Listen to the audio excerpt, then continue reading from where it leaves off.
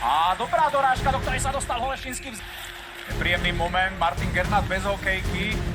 A teraz práve on nemohol. Pre streleckej pozície úplne ideálne, by som povedal. Že si Martin nevšim z toho Kelemenová bojovnosť, Roman pálil, ešte sa derie za dorážkou a v zápätí. Ďalogová prihrávka na Krištofa, jeho backhand, Samonov je teraz na rade.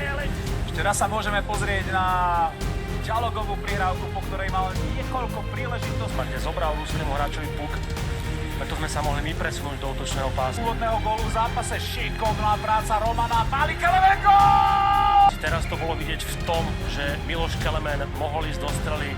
Najmä myslím teda Maxim Šalunov bol autorom tej dorážky v zápätí, ale páli do Pretože tam sa nám puk nepodarilo vyhodiť. Vrátil Hrivíkovi, Marek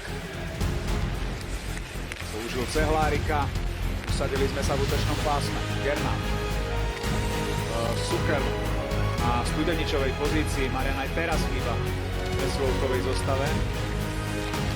Gernát, to na strela, gól! Využitá presilovka, vyhrávame 2-1 nad Ruskom. Žabka na modrú čiaru na Martina Gernáta.